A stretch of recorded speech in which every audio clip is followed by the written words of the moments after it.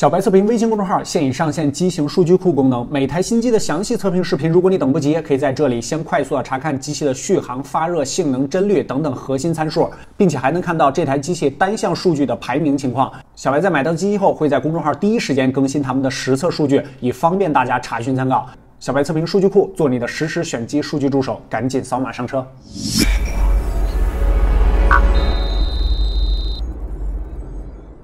Hello， 大家好，欢迎收看这一期的小白测评，我是王炯啊。在视频开始之前呢，先祝大家这个双旦快乐。刚过去了圣诞节，马上呢又是元旦了。这期视频跟大家聊的也是之前我们很久没有做的一期横屏视频。千元争霸的第3季，之前的一段时间呢，我们已经跟大家做过2次千元机相关的专题视频，马上就要到2018了，或者说你看到这期视频的时候已经2018了啊。目前的国产千元机到底怎么样了？其实千元价位段的手机到目前来说，可能大多数人关注点并不是那么高了因为今年的这些旗舰机，还有就是国产的终端机型表现确实都非常不错。但是学生党还有自己父母那一年龄段的人，这个关注度还是比较高的。另外，在这一价位段，国际大厂呢也并不是特别 care 但是国产厂商们杀的还是比较凶的。OK， 这一期我们选择的3台机器呢，都是在此价位段中比较具有代表性的。OK， 那咱们就废话少说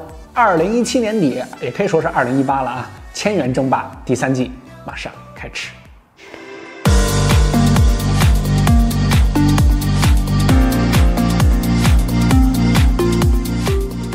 千元机上对外观 ID 呢，大家自然的都会给降了一个档级，但是处理器的性能方面呢，大家肯定还是想越强越好。作为3台千元机，性能虽然都不强，但是咱们第一个环节就先来聊聊这个点。矬子里边，咱们也给打个将军。之所以这期视频我们选择这3台机器，主要是这3台机器采用了在此价位段3个不同的千元处理器：红米 U+ 骁龙625、360N6、骁龙630。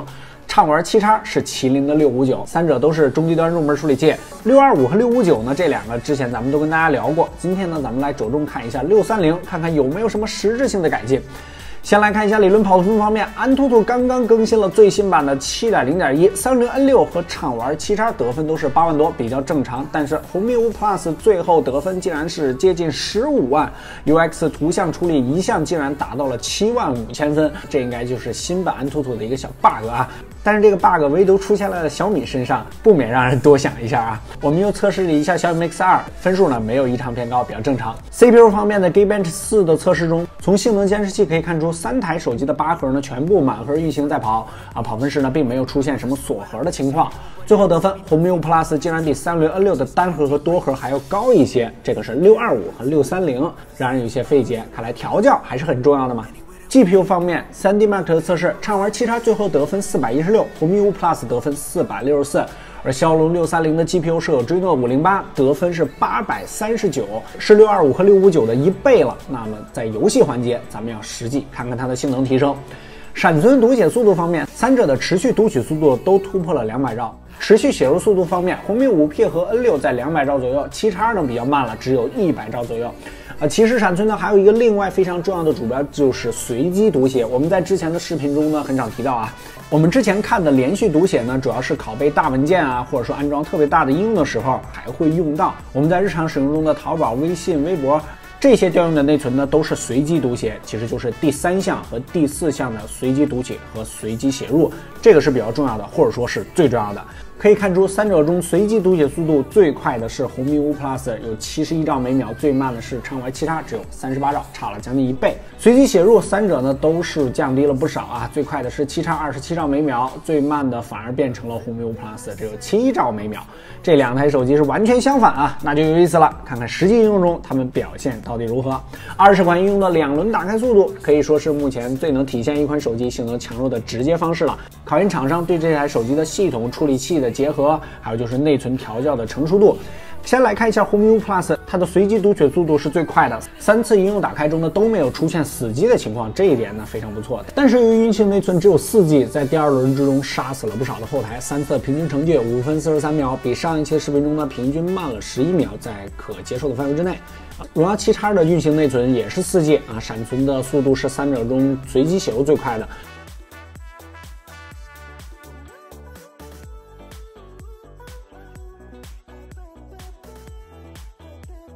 最后3次的平均时间是5分49秒，比红米5慢了6秒。3轮 N6 内存同样是4G，闪存的读取写入速度处于中间水平，但是最后的3次时间平均用了5分17秒，是3者中最快的，比红米5 Plus 和7叉都要快了半分钟左右，并且3台手机在应用打开的过程中，处理器核心全部都在运行，并没有出现什么异常锁核的情况。所以说3台手机的处理器性能调教呢，相对来说都比较成熟但是都是因为低端机内存相对较小，所以说在我们的数据库中呢排名是比较靠后的。3者中，三菱 N6 317秒第一，红米5 Plus 343秒第二，畅玩7叉349秒第三，实际用中的差别并不太大。接下来看一下3者的游戏实战环节。王者荣耀3者都打开了高帧率模式和高清模式，红米5 Plus 基本帧率40到50帧之间，打斗场景下到了33帧，多人团战最低出现了27帧，平均帧率30到40帧之间。荣耀7叉的基本帧率也在40帧左右，单人打斗场景呢下降到了35帧多人最低32，死亡的一瞬间下到了25帧，团战复杂场景21帧，这个就相对有点低了。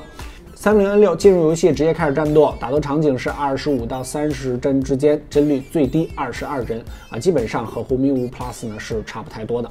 最后是极限性能测试，崩坏3我再说一遍，这是极限性能测试。红米5 Plus 打斗场景基本在15到20帧之间，复杂场景会下降到13帧BOSS 战的时候11帧。7叉进入游戏竟然能够在20帧以上，比红米5 Plus 稍微强一些，但是也马上就降下来了。复杂场景15帧，打到 BOSS 的时候最低降了13帧。三菱 N6 进入游戏也只有20帧，打斗场景16帧，BOSS 战的时候最低12帧。但是咱们回想一下，之前骁龙630的 GPU 跑分呢，可是要比另外2个多了将近1倍，但是在这儿呢却没有什么明显的优势，可以说是几乎一模一样。因为3者的性能呢都不是太强，频率都不是很高，所以这3台呢也没有什么发热的情况。总结一下，三款手机在游戏性能表现呢是这个价位段该有的表现，没有出现什么意外。630呢也基本上都是一模一样的处于比较弱的水平。如果拿它们来当主力的游戏机，那是不太适合的。在这个环节非要拔一个将军的话，我个人可能更倾向于系统调教成熟度相对高一些的红米5 Plus， 当然这个是我个人的选择。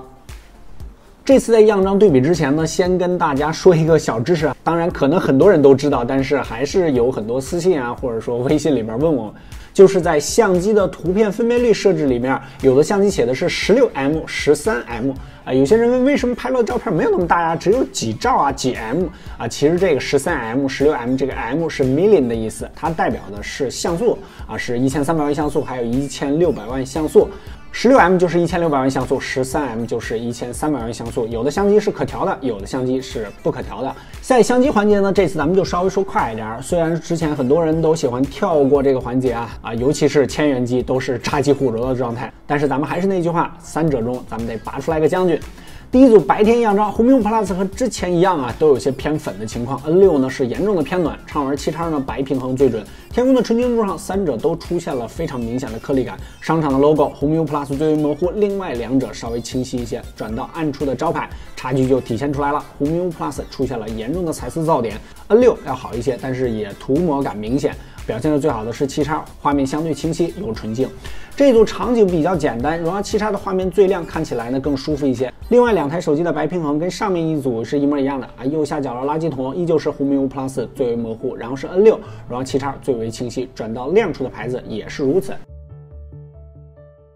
这座城市的场景 ，N6 的天空上加了个滤镜7叉呢天空最蓝，5P 的天空呢有一些泛白，远处阴影的字，7叉的解析力呢直接甩了红米5 Plus 和 N6 几条街。转到阳光下的大楼 ，N6 的清晰度有一些提升，追上了7叉，但红米5 Plus 依旧是最为模糊的。这组室内圣诞树，7叉和5 Plus 的白平衡还原是比较准确的 ，N6 依旧有偏暖的情况墙上的社会主义核心价值观这几个大字 ，N6 是最为清晰的，鼓鼓掌。红米5 Plus 像是没有对上焦一样，你们这个思想有点危险综合拍照实力呢相对较差。在夜景环节基本上是千元机或者说以下机型的噩梦但是还是来看一眼。第一组7叉的白平衡呢偏冷 ，N6 依旧是偏暖，红米5 Plus 呢比较正常，放大门口的字畅玩7叉出现了明显的模糊，然后是5 Plus， 三菱 N6 是最为清晰的但是彩色的五角星 N6的色彩丢失严重，不如7叉和5P的灯箱色彩还原丰富。第二组金拱门的甜品站，3台手机的地面有些不同。这个灯箱上的宣传图，红米 Plus 和 N6呢都严重过曝了，7叉的宽容度明显高了很多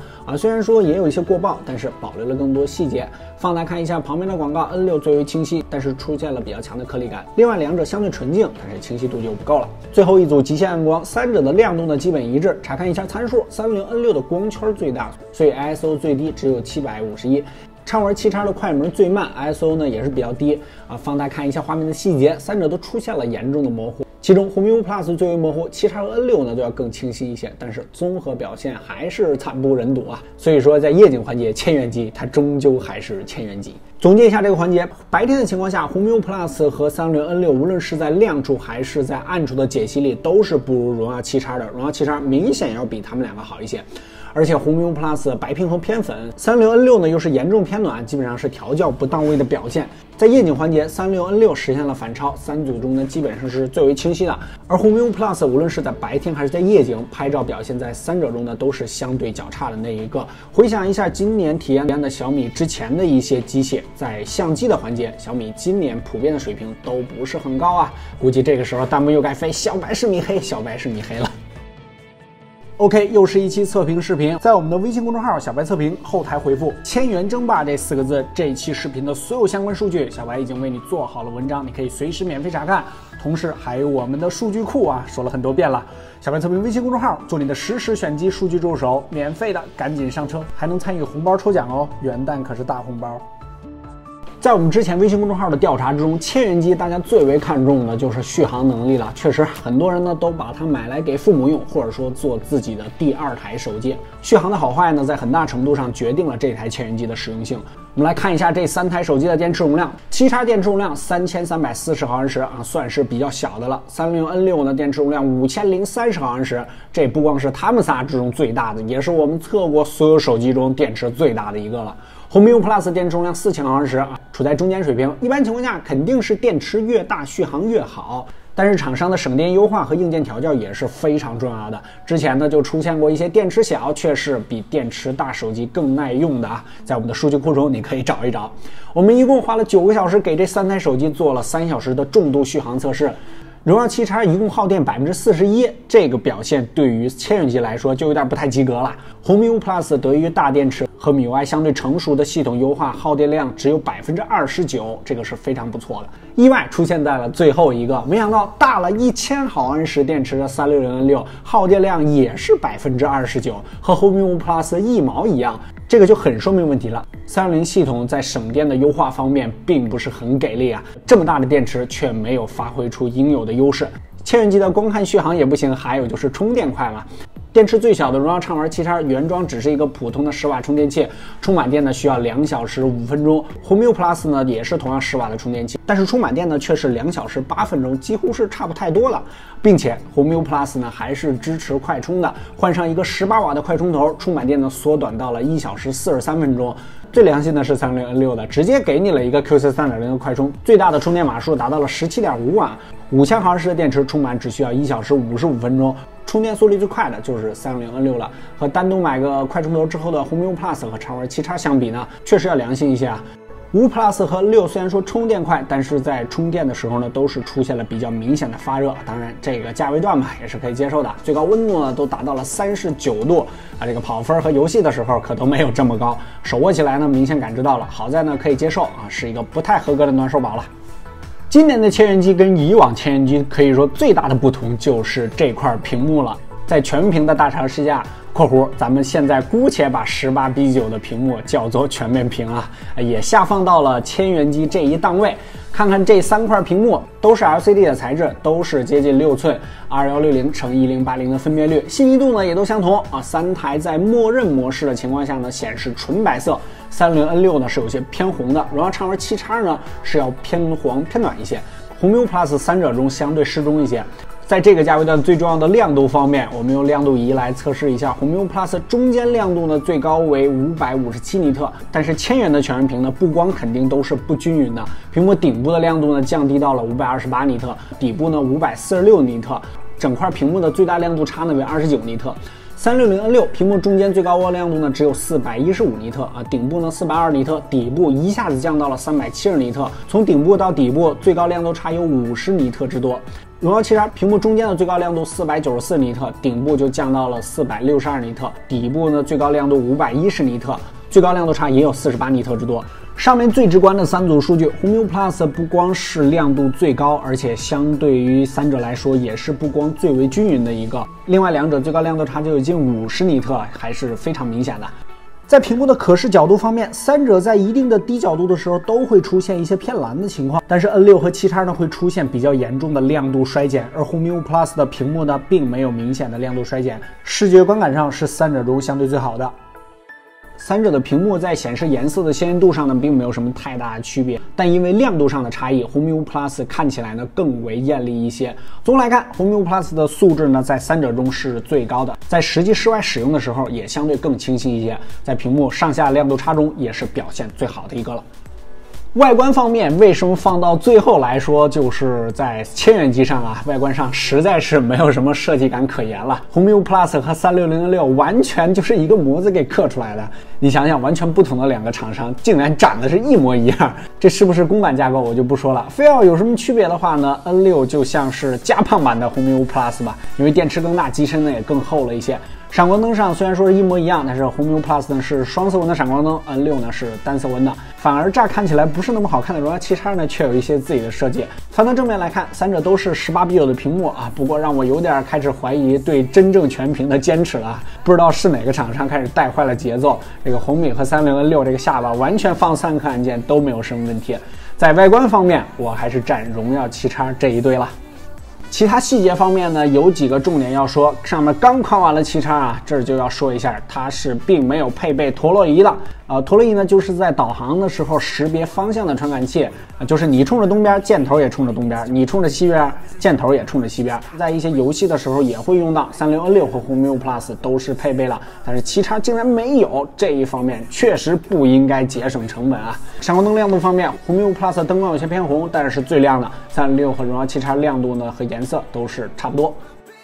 这马上就是2018年了，或者你看到视频的时候已经是2018年了。千元机呢，由于成本所限呢，还是没有给我们什么太大的惊喜。性能环节，三台手机虽然说采用了3个不同的处理器，但是实际体验呢相差并不太大。非要说个第一的话呢，30N6的骁龙630啊，在英的打开速度方面啊，要稍微好那么一丢丢。但是在游戏环节呢，却没有发挥应有的优势。性能这一票呢，咱们就勉强投给30N6了。相机方面，白天的情况下呢，荣耀7X的解析力和白平衡灯表现都是明显要最好的，但是到了夜景呢，衰减也是非常明显。360N6有明显的偏暖问题，但是夜景环节呢还是打了一个翻身仗，而红米 U Plus 呢，咱们就不再多说了，就明显的要有一些差距了。拍照这一票，由于大家在白天的时候拍照明显要多一些，所以我就投给荣耀7X了。续航作为千元机很重要的指标，荣耀7X是这三者中续航表现最差的一个，而且不支持快充。30N6和红米 U Plus 续航能力相当，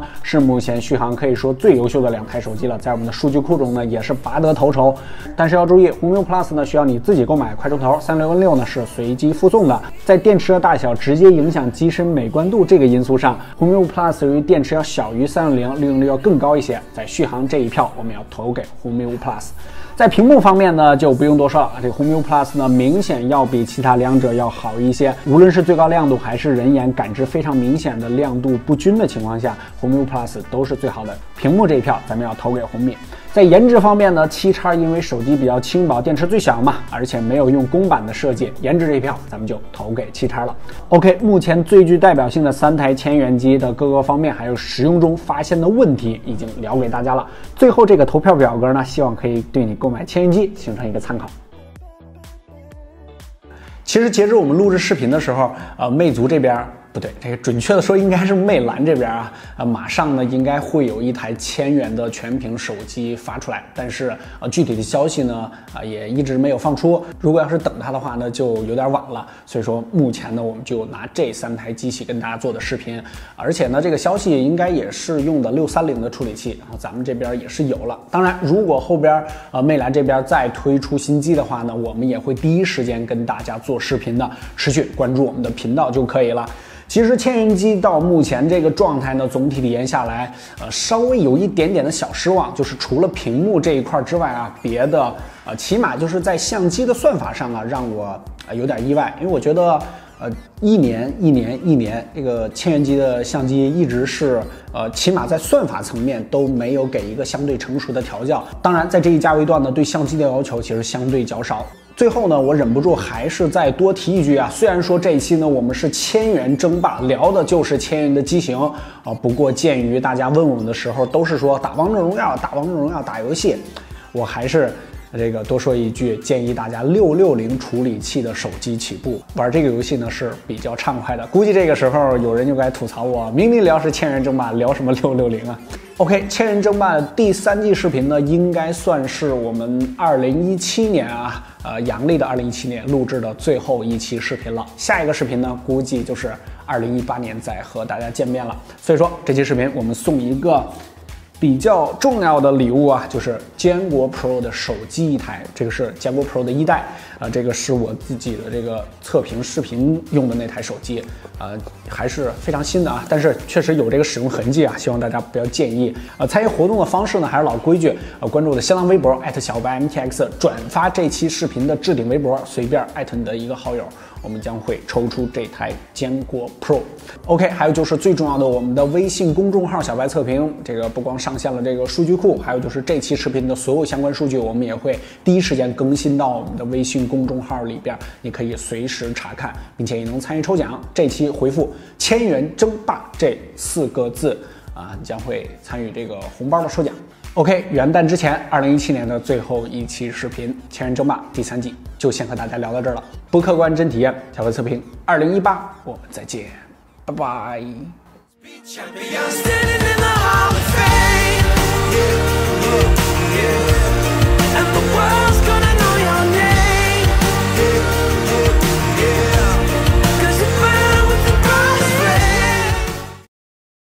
这期活动的这个奖品就是之前咱们视频里面用的那台坚果 Pro 本来我想卖了，但是呢这期就作为大家的新年礼物吧，希望这个抽中它的那个小伙伴不太嫌弃啊，是黑色的4+64G 的这个版本，这个当时也是我在这个坚果的那个线下活动直接第一时间购买的，应该算是我买第一台吧，就是发布会没开完呢，我已经就先买到这台手机了。还有就是这期视频呢，你看到的时候没准就已经元旦了，或者说快元旦了啊！祝大家这个2018新年快乐。OK， 这个一说录花絮了，都不知道说什么了，有点尬了。记得关注我们的公众号，可以参与新年的抽奖。拜拜。下一期视频后面我应该不知道是啥了。应该可能魅蓝这边发完了之后，应该就真的没有手机了。然后有什么好玩的想法，大家可以在公众号、在微博跟我留言，我们会给大家做视频。